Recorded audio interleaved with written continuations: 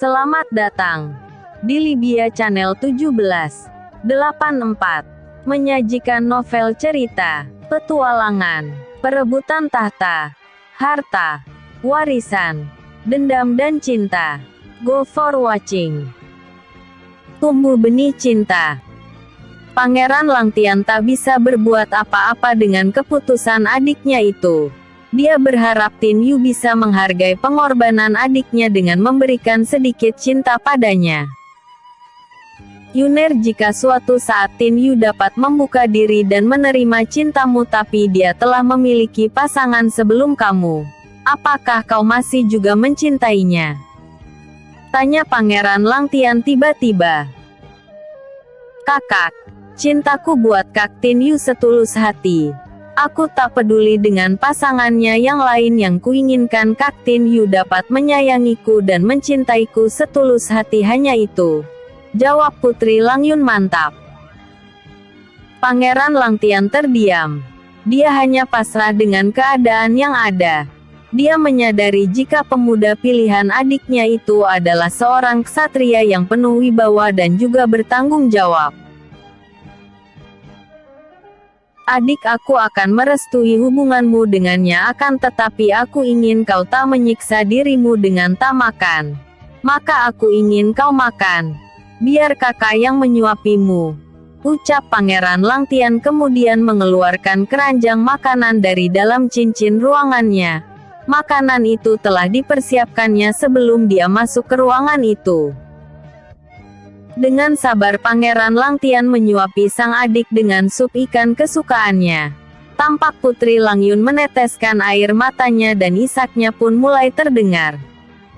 Kakak, apakah Kak Tin Yu dapat sadar kembali? Aku takut, Kak. Semua yang menimpanya adalah kesalahanku. Ucap Putri Langyun. Adik, aku sangat yakin jika Tin Yu adalah orang yang kuat. Kita hanya perlu bersabar dalam menunggunya tersadar kembali. Jawab Pangeran Langtian menangkan adiknya. Aku tahu ketegaran hatimu hanya dilihat dari sisi luar saja. Tapi di dalamnya kau begitu terpuruk dan rapuh dengan rasa bersalahmu kepada Tin Yu. Adik, aku akan berusaha semampuku untuk menyatukan kalian berdua. Batin Pangeran Langtian. Sementara itu jauh di dalam kastil iblis darah, tepatnya di penjara bawah tanah,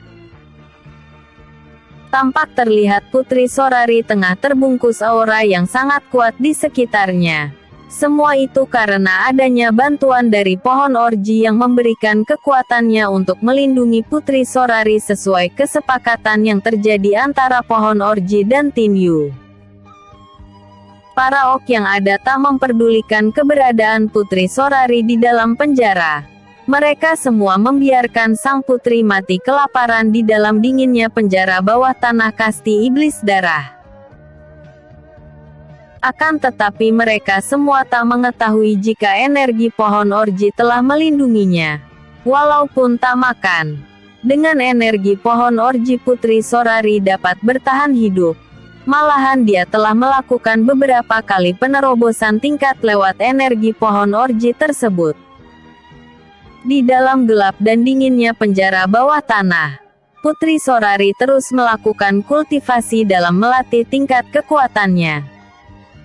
Tin Yu kini berhasil menggabungkan kekuatan teratai nirwana dan teknik jari matahari. Akhirnya aku berhasil. Aku akan mencoba kekuatan itu. Batin Tin Yu. Tin Yu bangkit berdiri. Kemudian melepaskan teratai nirwana untuk membungkus target yang diinginkannya. Kemudian dari langit 12 jarum emas yang telah berubah menjadi 12 tombak raksasa langsung menghujam deras ke arah teratai nirwana. Hingga ledakan besar pun terjadi yang menciptakan gelombang kejut yang sangat kuat. Tin terpental jauh ke belakang dan terpelanting keras ke tanah akibat gelombang kejut yang terjadi. Tak lama dia pun bangkit berdiri dengan perisai perang langit yang melapisi tubuhnya. Kekuatan ini begitu dahsyat. Untung aku menggunakan perisai perang peninggalan ayahku. Jika tidak, efek gelombang kejut yang terjadi pasti akan menghancurkan ranah jiwaku, ucap Tin Yu. Dengan adanya kekuatan ini aku telah siap bertarung dengan Pangeran Huang Qin dalam perjanjian 3 tahun. Dan aku yakin aku akan dapat mengalahkannya dan mengharumkan Kekaisaran Phoenix, ucap Tin Yu kembali. Setelah itu Tin Yu pun keluar dari alam sadarnya. Dia pun membuka matanya dan mendapati seorang wanita cantik tengah tidur dan menggenggam tangannya. Siapa wanita ini? Wajahnya begitu sangat cantik walaupun dia tengah tertidur. Apakah dia Putri Lang Yun? Tapi mengapa wajahnya sangat berbeda dari Putri Lang Yun yang kukenal? Tapi mengapa aroma wangi tubuhnya menunjukkan jika dia adalah Putri Lang Yun? Batin Tin Yu. Darah Tian Yu bergetar melihat paras wanita yang ada di dekatnya. Kecantikan wajah sang wanita jauh berada di atas Putri Mei Ling dan Putri Xin Yin kekasihnya. Ah, mengapa hatiku bergetar saat melihatnya? Jika dia Putri Lang Yun maka hal ini akan menjadi sangat rumit bagiku. Aku pernah menolaknya secara halus karena aku telah mempunyai 2 kekasih. Tapi aku pemuda normal yang tak munafik. Dengan keadaannya sekarang mana mungkin aku tak jatuh hati padanya. Tapi sudahlah. Aku juga tak akan mengemis untuk mendapatkan hatinya. Sekarang ini aku lebih baik fokus untuk membebaskan Putri Sorari dari sekapan kastil iblis darah. Batin Tin Yu. Karena rasa lelah akibat kultivasi penggabungan antara teratai nirwana dan teknik jari matahari, membuat Tin Yu ngantuk dan tak lama kemudian dia pun terlelap kembali. Di pagi hari Tin Yu membuka matanya. Dia tak melihat lagi wanita yang semalam dilihatnya. Tin Yu bangkit dari tidurnya namun tiba-tiba dia merasakan ada langkah kaki yang menuju ke kamarnya. Dengan cepat Tin Yu kembali baring dan berpura-pura terlelap.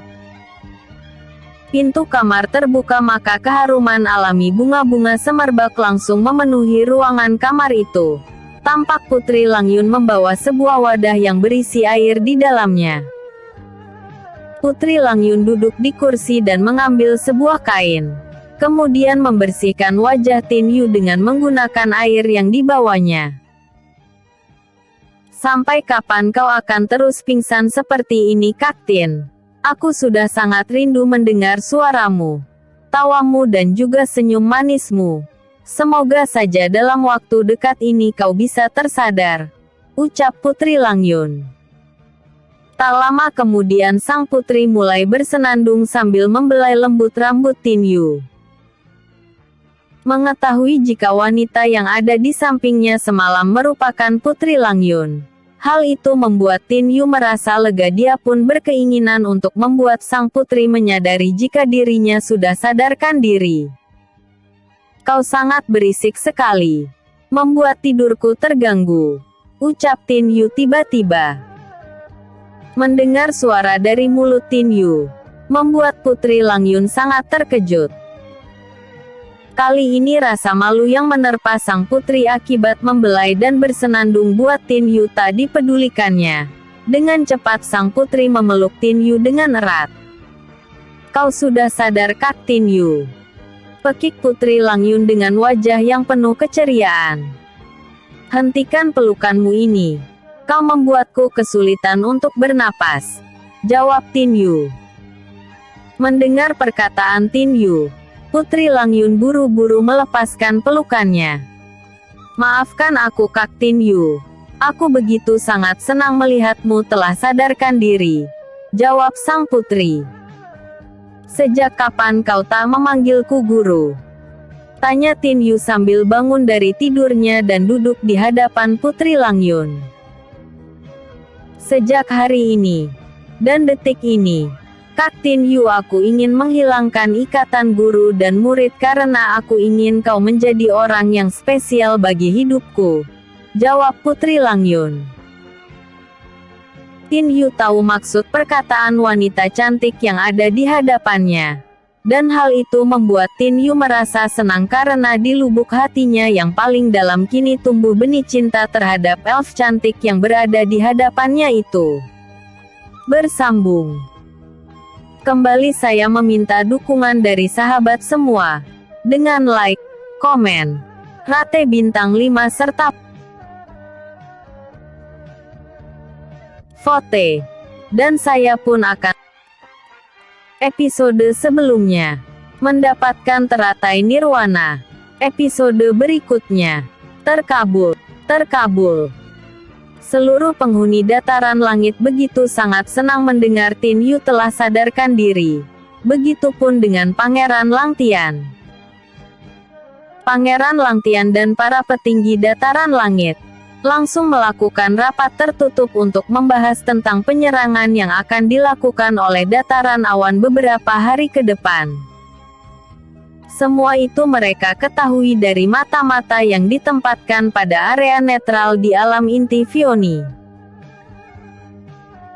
Di dalam rapat tertutup itu Pangeran Langtian pengatur strategi perangnya, di mana dia sendiri akan memimpin prajurit tempur Phoenix terbang.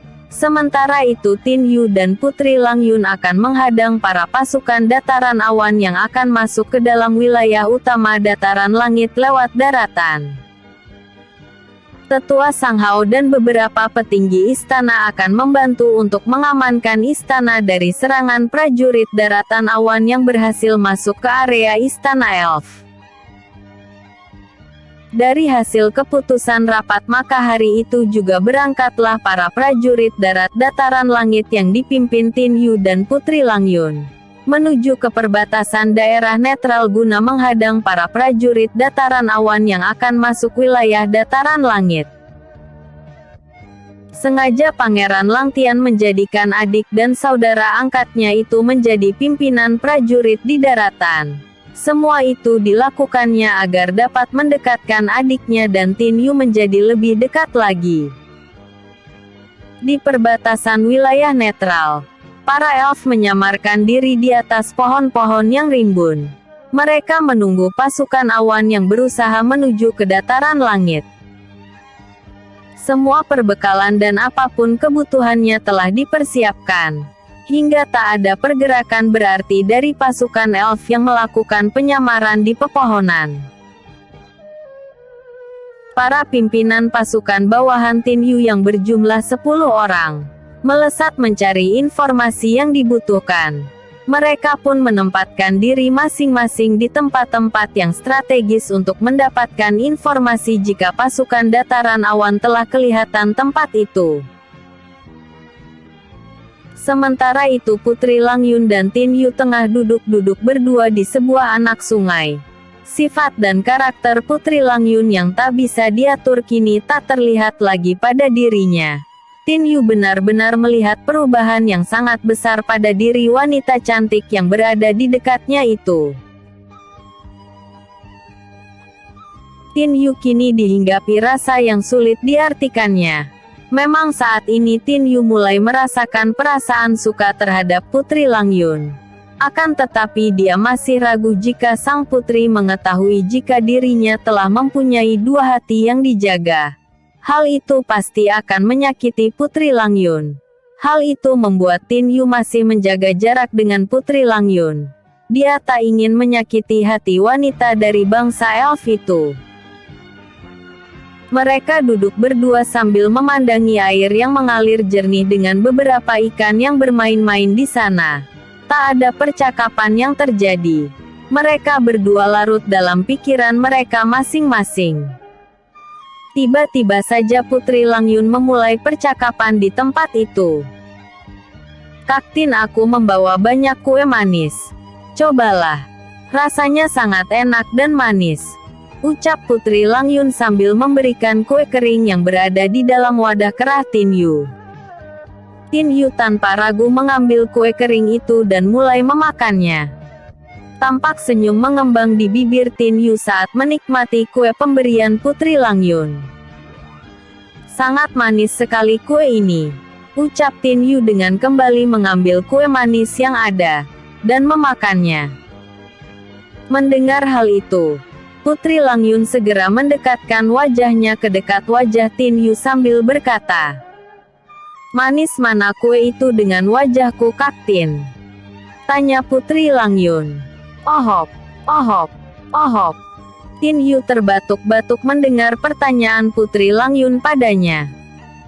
Buru-buru Putri Langyun memberikan air kepada Tin Yu. Kemudian Tin Yu pun menerimanya dan langsung meneguknya. Setelah meminum air, Tin Yu pun berkata, "Kau ini, tak seharusnya kau berkata seperti itu karena hal itu akan membuatku tersedak," ucapnya. "Aku hanya ingin mengetahui perasaanmu padaku, Kak Tin. Jika kau menyukaiku seperti apa yang kurasakan, tentunya kau akan mengatakan jika aku manis," ucap Putri Langyun yang berbicara berterus terang dengan senyum merekah di bibirnya. Tin Yu menatap mata biru teduh milik Putri Langyun lekat-lekat, dan berkata, "Aku tak bisa menyembunyikan rasa di hatiku terhadapmu jika aku pun mencintaimu. Akan tetapi aku tak bisa menerima cintamu karena aku takut kau kecewa.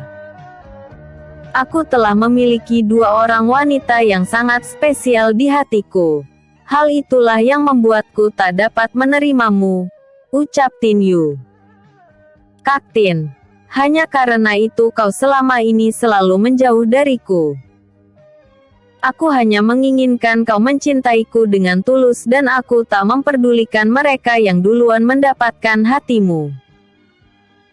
Kak Tin, aku rela berbagi hati dengan mereka berdua asalkan kau selalu menyayangiku seperti kau menyayangi mereka," ucap Putri Langyun yang mulai meneteskan air matanya.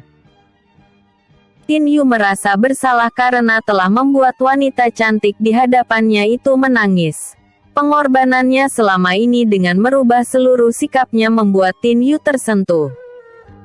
Dengan rasa cinta, Tin Yu memeluk Putri Langyun dengan hangat. Sang putri semakin deras menangis di pelukan Tin Yu. Mengingat semua yang menjadi impiannya selama ini akhirnya terkabul. Bersambung episode sebelumnya. Tumbuh Benih Cinta. Episode berikutnya. Setelah terjalin ikatan asmara antara Putri Langyun dan Tin Yu, keduanya pun semakin mesra di setiap kesempatan. Tin Yu mulai menikmati tingkah manja dan perhatian Putri Langyun padanya. Hingga pada akhirnya ke-10 pemimpin prajurit datang menghadap Tin Yu dan mengatakan jika ada fenomena aneh di langit, yaitu sebuah mata raksasa bermata satu dengan mengeluarkan cahaya merah menyala, yang juga dikelilingi oleh pusaran awan hitam tampak terlihat di langit wilayah netral. Tak hanya itu, ke-10 anak buah Tin Yu juga mengabari jika di pergerakan pasukan tempur daratan awan, yang ditempatkan di area netral di kedua kubu, kini mulai melakukan pergerakan. Mengetahui hal itu, Tin Yu segera memasang sebuah taktik perang, di mana para elf yang merupakan para pemanah ditempatkan di tempat-tempat khusus dan sangat strategis dalam melakukan penyerangan. Begitupun para elf yang menggunakan pedang dan tombak sebagai senjatanya. Mereka disuruh mundur jauh ke belakang, yang bertujuan sebagai pasukan pelapis dari pasukan utama yang memakai panah.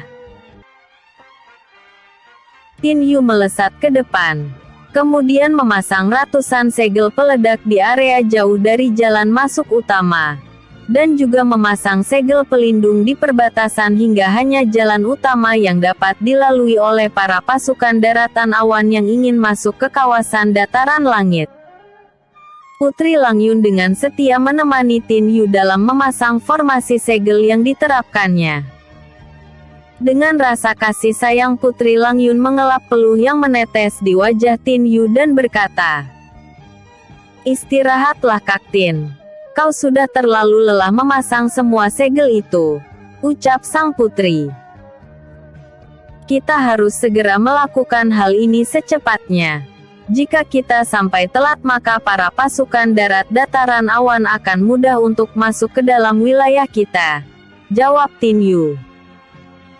Putri Langyun hanya diam mendengar jawaban Tin Yu, dan membiarkan pemuda itu terus memasang segel peledak di tempat-tempat yang diinginkannya.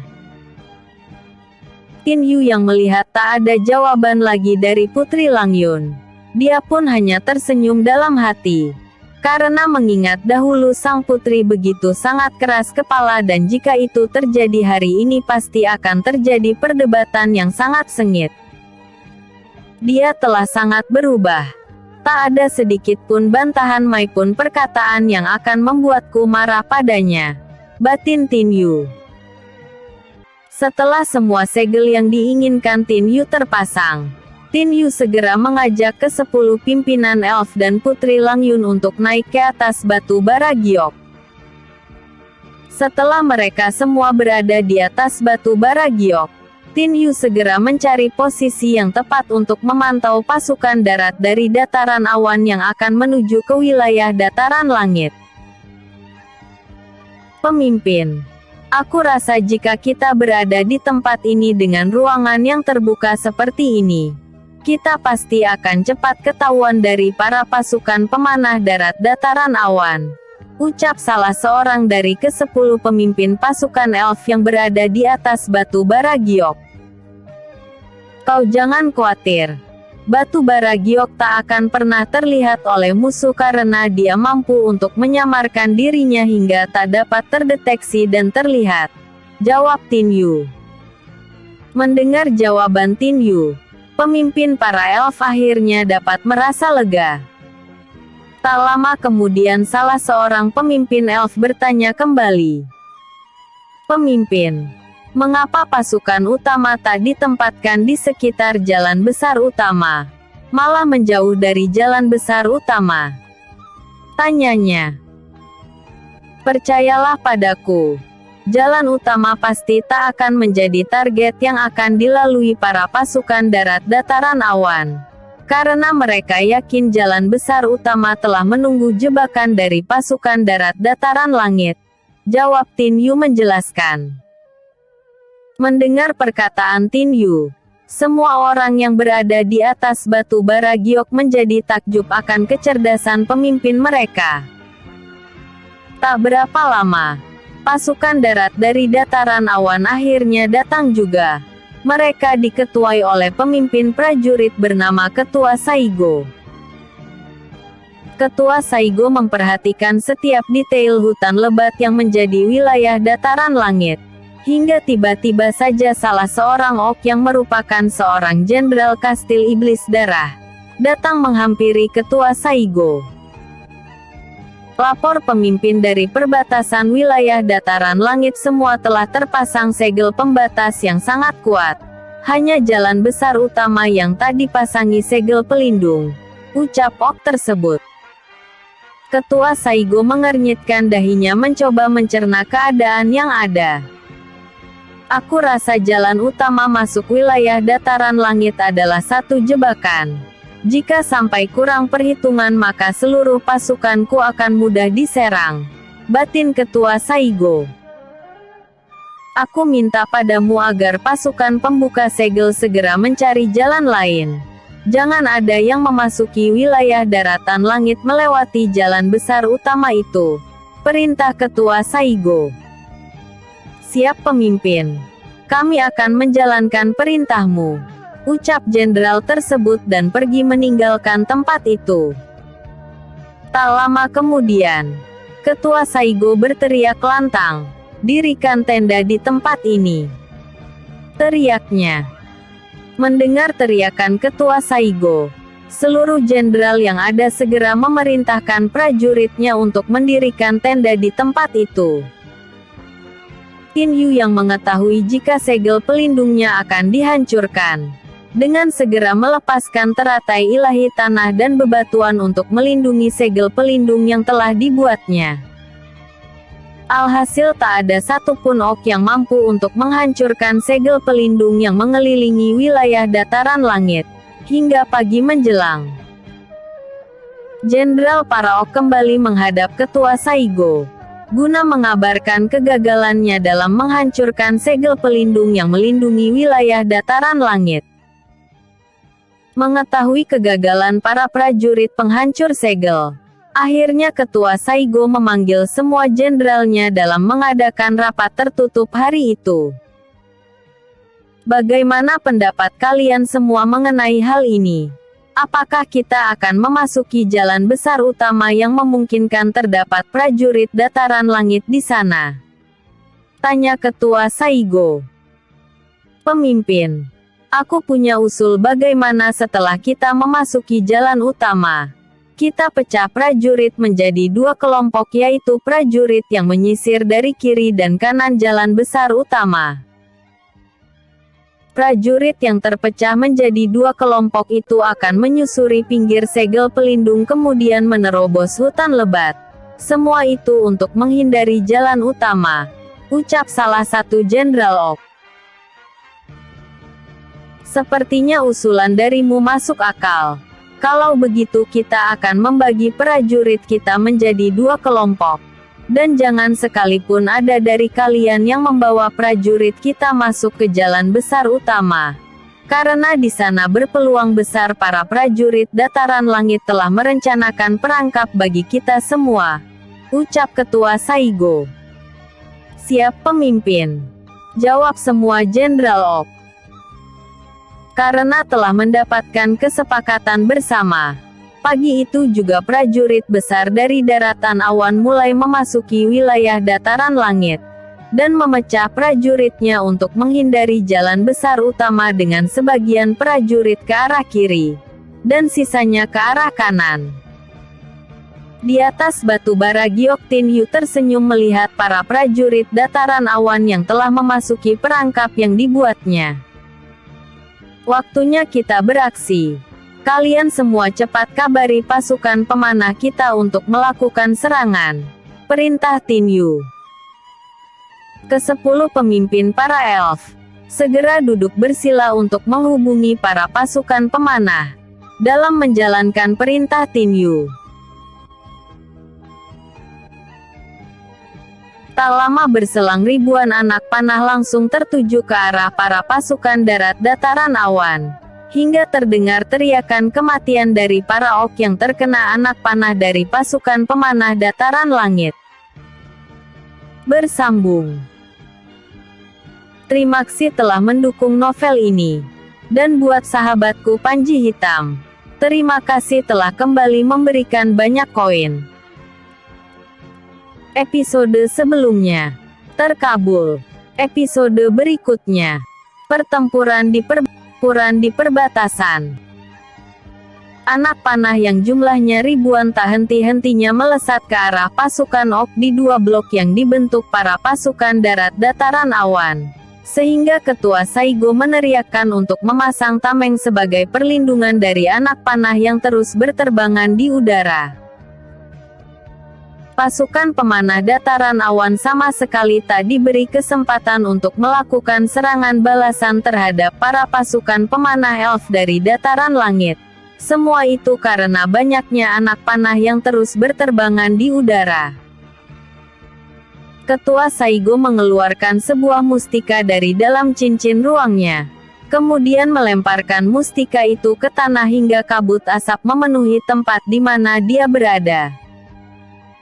Tak lama kemudian muncullah ratusan asasin siluman dari gumpalan asap tersebut. Asasin itu berupa binatang roh yang berwujud manusia berkepala binatang. Semua asasin yang tercipta langsung menyerang ke arah para elf pemanah. Hingga ratusan elf pemanah mati tanpa dapat melakukan perlawanan berarti.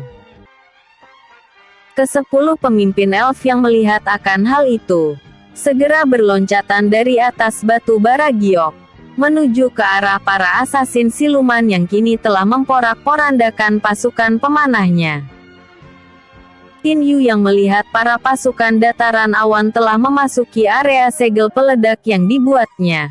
Maka dengan cepat Tinyu mengaktifkan semua segel peledaknya dan bom, bom, bom. Ledakan keras berkali-kali terjadi hingga membuat pasukan dataran awan menjadi porak-poranda dibuatnya. Alhasil teriakan kematian menyayat hati terdengar di mana-mana akibat ledakan besar yang terjadi. Hampir setengah dari kekuatan besar pasukan darat yang dimiliki dataran awan abis tanpa tersisa. Hal itu membuat Ketua Saigo seakan tak percaya dengan apa yang terjadi. Dengan mudahnya mereka semua masuk ke dalam perangkap yang dibuat para pasukan dataran langit, hingga membuat banyak dari pasukan Oak yang dimilikinya mati sia-sia. Tak ada pilihan bagi Ketua Saigo. Dia pun mengajak seluruh jenderal pasukannya untuk melakukan persembahan pada sang pelahap. Mereka pun secara bersamaan mengiris lengan mereka masing-masing dan mengucapkan beberapa mantra ritual sihir. Maka tubuh mereka pun berubah menjadi manusia berkepala binatang buas, yaitu sosok manusia berkepala serigala. Ketua Saigo dan seluruh jenderalnya yang kini telah berubah wujud manusia berkepala serigala, langsung menyerang ke arah para pemanah elf dataran langit. Dengan adanya perubahan bentuk tubuh, Ketua Saigo dan para jenderalnya tak gentar sedikit pun menghadapi hujan anak panah yang mengenai tubuh mereka. Karena semua anak panah yang dilepaskan para elf, tak ada satupun yang berhasil melukai dan bahkan tak ada satupun yang dapat menggores tubuh mereka semua. Melihat akan hal itu, Putri Langyun segera turun dari atas batu bara giok, dan langsung menuju ke area pertempuran. Pertempuran menjadi sangat sengit karena adanya kekuatan besar yang merasuk ke tubuh para jenderal yang dimiliki kastil iblis darah, hingga mereka terkesan kebal terhadap senjata ataupun yang tentunya memberikan semangat baru pada pasukannya. Pasukan elf pelapis yang datang membantu para elf pemanah juga tak dapat berbuat banyak mengingat yang mereka hadapi merupakan para asasin siluman yang tak terlihat. Ditambah lagi dengan kekuatan para jenderal yang dipimpin Ketua Saigo, membuat pasukan darat-daratan langit mulai keteteran. Qin Yu yang mengkhawatirkan Putri Langyun yang tengah menghadapi Ketua Saigo dan para jenderalnya, kini dapat bernapas dengan lega saat melihat sang putri mampu untuk mengimbangi serangan-serangan yang dilakukan oleh para petinggi daratan awan tersebut. Dengan sendirinya hal itu membuat Qin Yu tanpa ragu menggempur para asasin siluman yang tak terlihat. Dengan menggunakan mata langit yang ada padanya, tak sulit bagi Qin Yu untuk dapat mendeteksi keberadaan para asasin siluman yang menyerang. Dengan pedang penguasa malam yang kini berada di dalam genggaman tangannya, Qin Yu membantai para asasin siluman hingga habis tak tersisa. Sementara itu, ke-10 pemimpin elf seketika itu membantu Putri Langyun saat bertempur dengan para petinggi dataran awan, hingga pertempuran mereka pun menjadi imbang dan tak berat sebelah. Tiba-tiba saja Qin Yu dikejutkan dengan banyaknya makhluk serangga kecil yang berterbangan dan langsung menyerang keberadaan para pasukan elf yang ada di tempat itu, hingga mereka semua sangat kesulitan dalam menghadapi para serangga yang semakin bertambah banyak jumlahnya. Dari mana datangnya serangga kecil itu? Aku harus mencari sumber kedatangan mereka, jika tidak maka pasukan ini akan dihancurkan oleh serangga-serangga itu.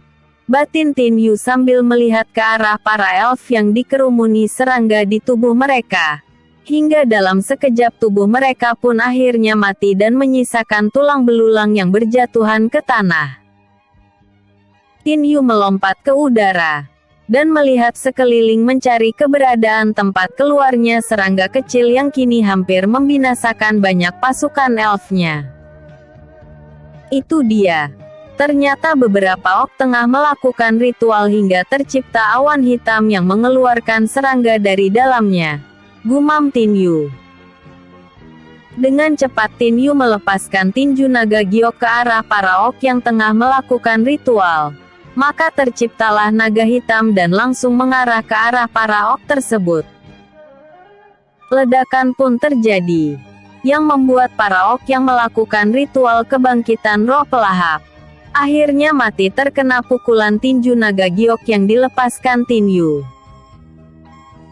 Mengetahui jika para orc yang tengah melakukan ritual telah dihancurkan oleh seorang anak muda.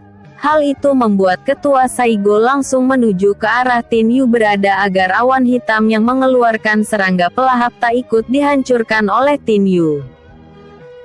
Putri Lang Yun yang ingin mengejar Ketua Saigo seketika itu dihadang oleh beberapa jenderal dataran awan. Hingga pertarungan sengit pun kembali terjadi. Ketua Saigo kini berhadapan langsung dengan Tin Yu. Dan dia pun berkata, "Akhirnya kita berjumpa lagi anak muda. Dan tak kusangka jika kau merupakan pemimpin dari seluruh pasukan darat dataran langit. Ha, ha, ha. Ini adalah hari keberuntungan bagiku di mana aku dapat menemukanmu. Dan setelah aku membunuhmu maka seluruh pasukan darat dataran langit akan dapat kukuasai dengan mudah," ucap Ketua Saigo. Tin Yu menatap tajam ke arah manusia serigala yang ada di hadapannya. Dengan kemampuan yang mampu mengambang dan berjalan di udara, Tin Yu sadar jika sosok yang ada di hadapannya itu merupakan kultivator kuat yang mempunyai kekuatan yang sangat tinggi. Namun semua itu tak sedikit pun membuat Tin Yu merasa takut maupun gentar. Dia pun menantang Ketua Saigo untuk segera melakukan pertarungan. "Aku juga sudah tak sabar menantikan pertarungan kita. Kau yang merupakan pemimpin dari pasukan darat dataran awan akan kubuat binasa hari ini," jawab Tin Yu. Mendengar perkataan Tin Yu membuat Ketua Saigo langsung menyerang ke arah Tin Yu dengan menggunakan tongkat yang berada di genggaman tangannya. Pertarungan pun terjadi. Jual beli serangan tampak mewarnai pertarungan itu. Percikan bunga api terus tersaji saat kedua senjata saling berbenturan. Di tempat lain Putri Lang Yun yang menyaksikan peristiwa tragis yang menimpa para elf, di mana tubuh mereka yang diserang para serangga akan seketika itu akan berubah menjadi tulang belulang. Apa yang disaksikan Putri Lang Yun membuatnya murka. Dia pun mengaktifkan kekuatan hati janin suci untuk pertama kalinya, hingga membuat suasana mencekam di tempat itu. Dengan sekali kibasan tangannya, maka seluruh serangga yang menyerang para elf seketika berubah menjadi patung batu hingga jatuh ke tanah dan hancur menjadi debu. Tak sampai di situ Putri Lang Yun juga mengarahkan serangannya kepada para jenderal dataran langit. Maka ratusan pisau terbang melesat cepat dan hampir tak terlihat mengarah ke arah mereka. Para jenderal yang tak mengetahui kekuatan dahsyat yang terkandung di dalam serangan pisau terbang yang berwujud batu, dengan segera menangkis menggunakan pedangnya. Namun yang terjadi tubuh mereka pun ikut menjadi patung batu. Ke-10 pemimpin pasukan elf yang ingin menghancurkan patung-patung tersebut, segera dihentikan oleh Putri Lang Yun. "Hentikan. Jika kalian menyentuh patung itu dengan tangan kosong atau pedang kalian yang langsung berhubungan dengan patung batu itu, maka kalian akan ikut menjadi patung batu seperti mereka semua. Jika kalian ingin menghancurkannya maka gunakanlah anak panah atau sesuatu yang tak berhubungan langsung dengan tubuh kalian," ucap Putri Lang Yun. Bersambung episode sebelumnya. Siasat. Episode berikutnya, penyerangan Kastil Darah.